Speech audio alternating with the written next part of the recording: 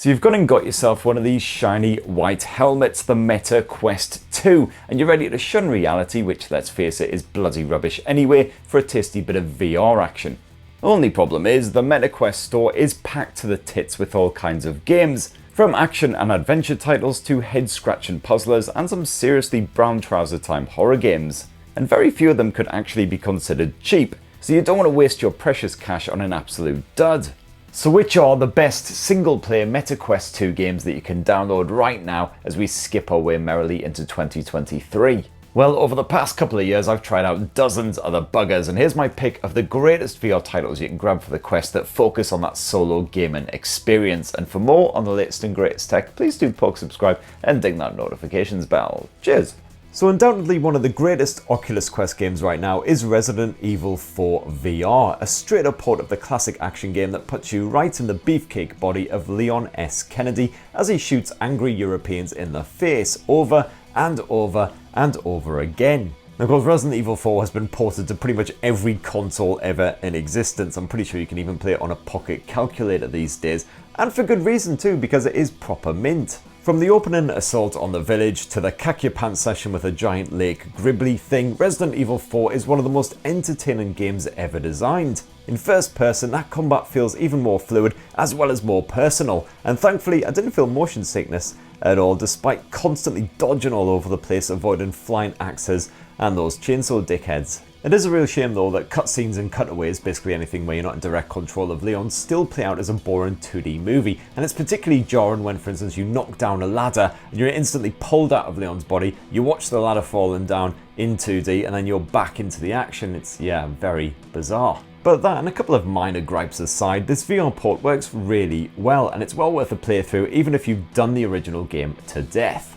Now, if you're in the mood for some more light-hearted VR fare, well, definitely check out I Expect You to Die 2, which is unsurprisingly the sequel to I Expect You to Die, which, by the way, if you haven't played either of these games, some of the best fun you can have with one of these things strapped to your bunts. This tongue-in-cheek adventure slaps you in the sexy tux of a secret agent and thrusts you into various perilous, far-fetched situations. You'll need all of your wits to solve the many puzzles and escape each scenario unharmed, so don't go down in too many martinis first. With its tongue-in-cheek humour, clever mind twisters and impressive interactivity, I Expect You to Die and I Expect You to Die 2 are just absolutely bloody delightful, although also pretty damn short. Now, even if you feel like you've reached absolute saturation point with the constant barrage of Marvel content, I would still recommend checking out Iron Man VR, a wild arcade-style shooter that has you zipping about the skies as Mr. Tony himself, blasting bothersome drones out of the skies while spitting out the usual wisecracks. You might think that chucking yourself about the place with 360-degree freedom would be a one-way ticket to Puke City, but I personally found the experience surprisingly easy on the stomach as long as you aren't hanging after a big night out. The action is smooth and the controls are well implemented and surprisingly easy to master, considering you'll be flying, shooting and punching stuff to bits all at the same time. That gameplay can unfortunately be a bit repetitive despite the exciting set pieces, while the non-combat bits slow things down somewhat as well, but Iron Man VR is a blast while it lasts, and definitely a good one for adrenaline junkies. On a similar vein, I'm still hoping that we get a decent Spider-Man VR game at some point, but a kind of unofficial version already exists on the Meta Quest 2 in the form of Resist. This mission-driven adventure game has you swinging around a virtual city just like the Webbed Wonder, except here you've got a couple of guns to blow away any bothersome enemies. I was actually quite surprised that I didn't immediately want to hurl my guts up while launching myself around this shiny and surprisingly massive city, but the devs have chucked in quite a variety of control methods and comfort-based options, so you're bound to find something that works for you. Just dicking about soaring from one end of the place to another is fun enough once you get used to the controls, that is, but you've also got a number of missions to complete tied together with a typically hokey comic book style plot.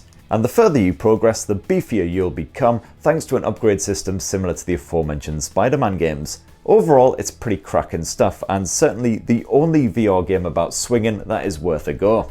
Another action-packed VR title that recently hit the Meta Quest 2 is Runner, a shooty biking extravaganza that was clearly more than a little bit inspired by the awesome Akira anime. It's not subtle, but it sure is stylish, and you certainly won't be bored by a single second, taking down seemingly endless swarms of baddies while trying your best not to smash into the many obstacles that pop up in your path. Not gonna lie, Runner will likely wear you down if you don't have the reflexes of a highly caffeinated F1 driver, because you'll see the game over screen so many times it'll probably invade your dreams. That learning curve is pretty steep, as you need to juggle steering with shooting off your bike cannons and pistols, hoying grenades at stuff, taking down shields, all kinds of shenanigans. But once it all clicks, you'll feel like the ultimate badass, carving a path through the swaths of enemies and beating 7 shades out of the obligatory tough as nails bosses at the end of each level. Now if you're up for adorable platformer type shenanigans, then Lucky's Tale is another must try. Like Astrobot on the PSVR, this has you controlling that titular big-eyed fox thing as he leaps about several colourful wee environments, murdering all of the local wildlife and generally making himself a bit of a nuisance. There's not much of a story here, admittedly something about your pig getting swiped by a bug-eyed tentacle thing, but that doesn't really matter. What's important is that the platforming is an absolute bloody joy, as long as you can handle some occasionally tricky, well-timed jumps in a 3D space. Like Astrobot, the difficulty level is just about challenging enough for adults to enjoy, helped along by the added time trials and coin collection challenges, but younger gamers should be able to make it through without too much trouble. Likewise, VR platforming fans should definitely check out the Moss games, which star an adorable wee mousie as she runs around lushly detailed environments, twatting robo-bugs with her tiny sword. Gameplay mostly involves tinkering with each mini level to open up the exit, which you'll do by directly guiding Quill the mouse around using the left thumbstick, as well as grabbing and yanking things with your own disembodied hands.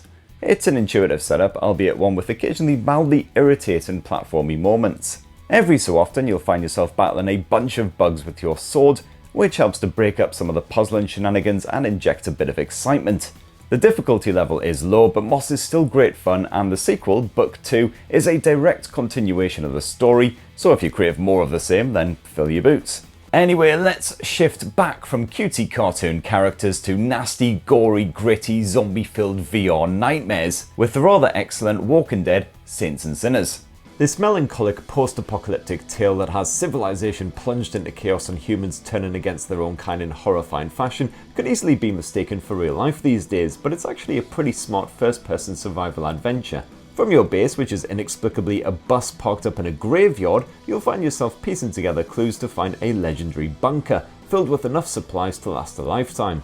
All the while you'll need to scavenge for food, bandages, weapons and materials that you can strip down and use to craft more useful items. The real joy of Saints and Sinners is that tense exploration. You'll need to creep cautiously through the skeletal remains of civilization, either sneaking by the shuffling dead or ending their misery with a brutal selection of melee and ranged weapons. The stealth mechanics are solid, and going one-on-one with a zombie and a shiv never gets old. You can't just poke that rusty blade into the head with a pathetic wee jab, you need to properly swing it into their skull and penetrate that brain to put their lights out proper. Not enough force and you just end up grappling with a seriously miffed off corpse. It's suitably groovy and it's bloody amazing. And tension is ramped up even further because you are working against the clock. If your wristwatch goes into the red, that means the bells are going to toll and the Walking Dead are going to flood the streets, which is about as much fun as being in blue water on a Saturday afternoon. And if you enjoyed Saints and Sinners, well, good news. You can keep that gore flowing with Chapter 2 Retribution, which is basically more of the same but even more badass. One of the best additions is the terrifying night raids, which reward you with big loot payoffs, providing you actually survive the crowds of knocked off nocturnal brain coveters. Thankfully you can kit yourself out with Retribution's upgraded arsenal to give yourself a fighting chance. Chopping down hordes of flesh gobblers with a massive chainsaw or blasting them to bits with a sawn-off shotgun, yes bloody please. Oh, and you'll also face off against a Resident Evil Nemesis style big scary dude, so definitely keep that spare pair of pants on standby.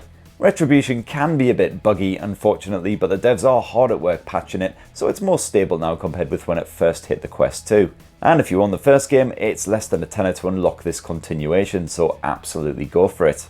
And if the sound of that really basted your Christmas spuds, we'll definitely check out Arizona Sunshine as well. Yes, it is yet another first-person zombie survival shootery thingy with very similar mechanics indeed, but it is also a classic and it's been spruced up for the Oculus Quest 2.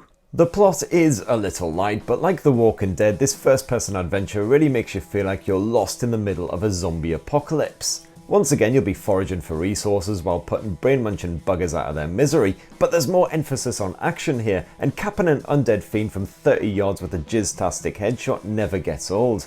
Arizona Sunshine's puzzles are admittedly easy even for a boozed up northerner, mostly involving finding a key or pushing a button. But when you have dozens of zombies closing in on you with only a few bullets to spare, it is a proper thrill ride. Those visuals, which were already pretty stunning, have been given a bit of spit and polish for the Oculus Quest 2, and the physics seem improved as well, so now those zombies behave in an even more naturalistic manner, at least as natural as a walking stiff could ever behave. If you happen to be more of a fan of dinosaurs rather than rotten, reanimated corpses, well, Jurassic World Aftermath is definitely worth some of your time. Aftermath has you exploring the infamous island after things went a bit wrong and those dinos got all bitey, but you're not here on your hauls. Rather, you have to evade those pesky raptors while trying to escape with all your bits intact. Besides the ravenous raptors, there's a bunch of simple puzzles to tackle, and exploring the ruined halls is a lot of fun, even if interaction is depressingly limited. And despite the colourful cartoon graphics, those dino encounters are proper pants shredding, so thank the baby Jesus you got lots of convenient lockers scattered about the place to cower inside of. Horror fans with bowels of concrete who want to further destroy what remains of their Y-fronts should also check out Exorcist Legion VR, which offers up several episodes of absolute heart-stopping terror.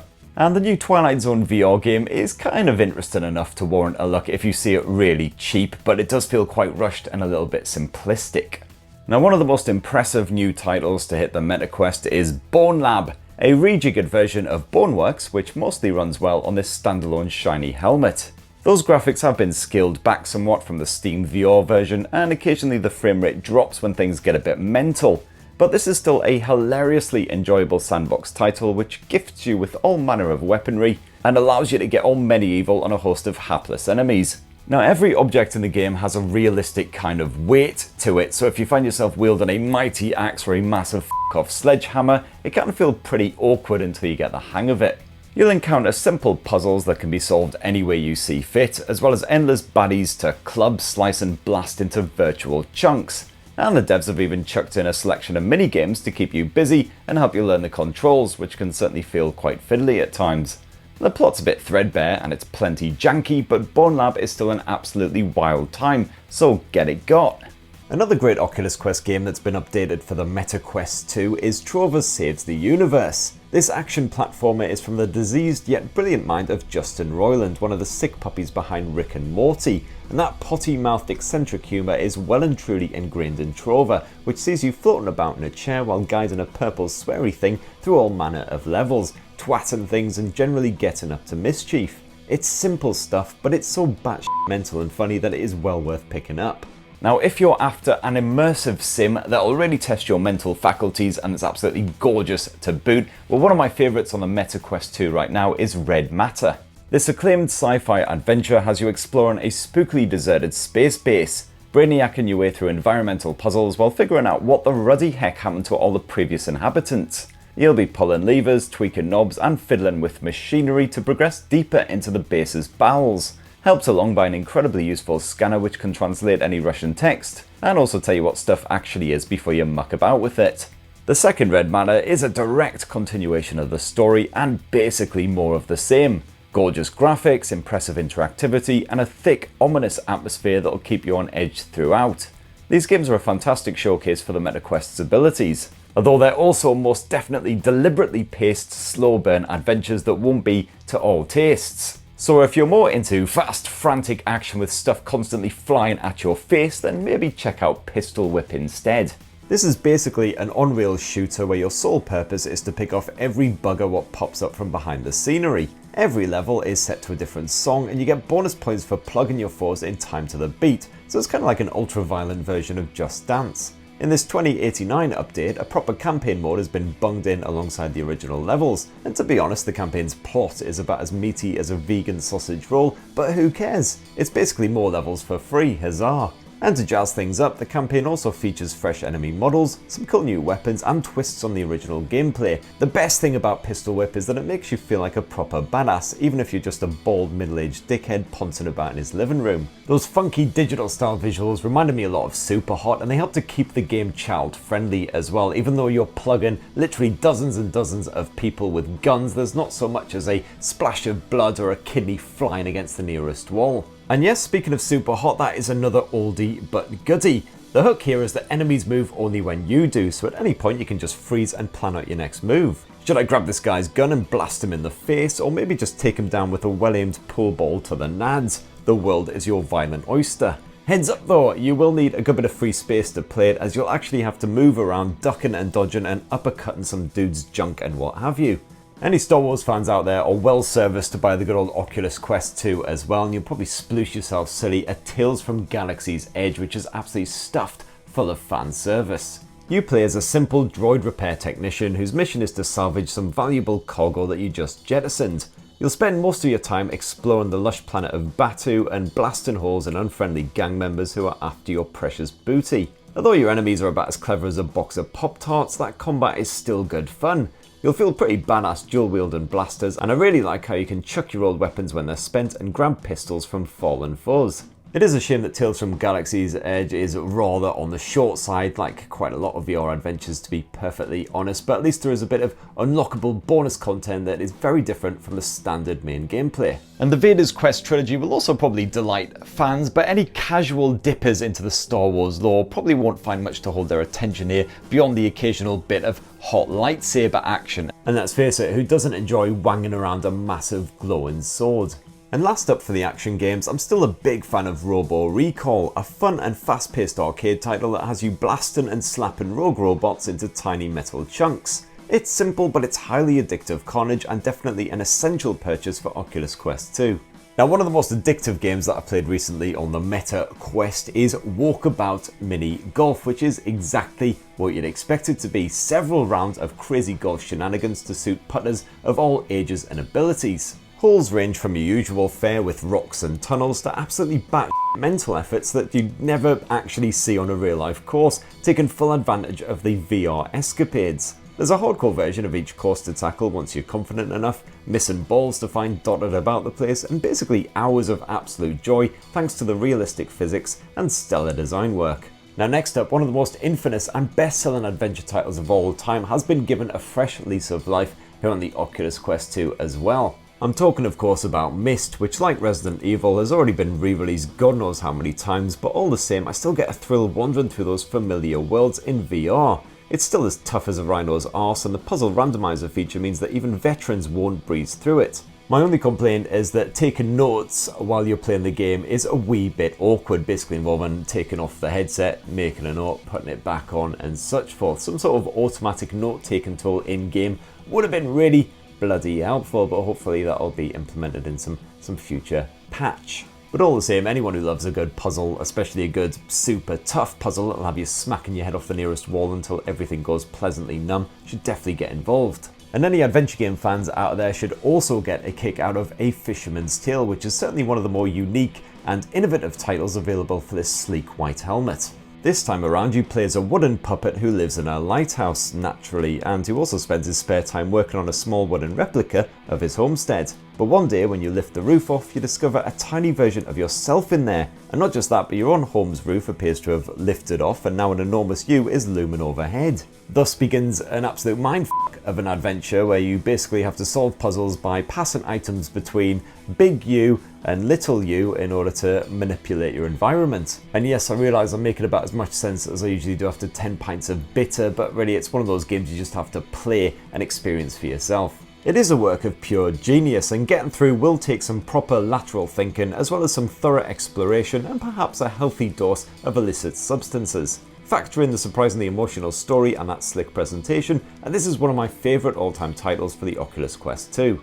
Another VR mind bender that's well worth picking up is The Last Clockwinder, which sees you striving to save an ancient clockwork tree with the help of magical robot cloning gloves. And yes, that sentence does make it sound like I'm basically on all of the drugs, but hang on a second, let me explain. What you'll essentially be doing in this game is harvesting fruit, lots and lots of fruit. But you can't do this single-handed. Instead, push a button on your controller and then record yourself performing an action like plucking fruit and tossing it merrily into a collection barrel. Push the button again and poof, up pops a robot slave who'll happily repeat that exact action over and over for the rest of time. At first you'll be trying to set up the most efficient Robolabs possible, but as you unlock more rooms with more complex requirements, you'll find that these robots must work together with perfect timing to get any kind of result.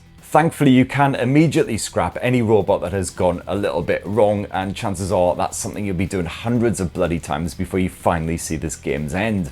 There is a sweet little story running through The Last Clockwinder, which is gradually revealed via conveniently scattered tape recorders, the kind of shit that game developers just can't get enough of. But even without that, this is one of the most engrossing and addictive VR puzzlers out there. And lots of love also goes to Room VR, a dark matter which has been built from the ground up for virtual reality, although it does work in much the same way as those mobile games. A dark matter casts you as a London detective in the early 20th century, and your objective is to find out what happened to a missing archaeologist who just mysteriously vanished. To do that, you'll have to trace his final steps and figure out a bunch of sometimes ridiculously intricate puzzle boxes, prodding buttons and twisting knobs until you manage to unlock the secrets. Being able to lean in and closely examine each object from every angle definitely makes a dark matter even more immersive, while you once again have a selection of supernatural lenses that can transform your surroundings with eerie results. Fireproof Games has really made the most of this platform. The Room VR looks stunning and plays beautifully, sucking you in from the very first moments and keeping you gripped. Be warned though, it's also tougher than a week-old chicken nugget, so if you turn off that built-in hint system, well, get ready for some serious brain ache. Now, another brilliant recent addition to the Oculus Store, and one for any survival fans out there, is A Song in the Smoke. This challenging title has you crafting tools, foraging for food, and fighting off beasties as you search for 3 purple glowing rocks for reasons. And this is hardcore stuff. There's not a Primark in sight, so you'll have to skin animals to clothe yourself, and build campfires at night to ward away the horrible gribblies that lurk in the darkness. It's very tough stuff, and definitely not for the weak of heart, especially with the limited number of saves in each stage, so only true hardcore survivalists should apply. Now, if you're missing going down to the gym to burn off all of those Christmas mince pies and port, well, there is some relief to be had in Fit XR, a very worthy VR exercise app that started as a boxing sim type thing, but now it's expanded to include even more workout types. The sweat-inducing boxing sessions have you smacking 10 bells out of floaty orb things as they hurtle towards your face. Definitely a very enjoyable virtual workout with a range of difficulty levels and a decent variety of hip-hop, rock, dance and pop tunes to get you punching to the beat. And that has now expanded to include HIIT training and dance sessions as well, so you've got a good bit of variety of stuff on there. Although it is a subscription-based service, you will have to spunk up £7 a month in order to get involved. If you'd rather not pay a monthly subscription, then I also highly recommend Les Mills Body Combat. A one-off fee grants you access to dozens of intense workouts that really engage every muscle in your body. And by engage, I mean absolutely punish until you're basically a sweaty, flabby puddle of human flesh. You've got more varied moves compared with Fit XR, while the trainers do a great job of keeping you motivated, even if they do make the same annoying joke about drinking tea in a crap British accent over and over and over. And you'll also get a decent workout from Audica, a highly satisfying Oculus Quest rhythm-based game which has you dual-wielding pistols and blasting fast-moving targets to the beat of a pumping dance soundtrack.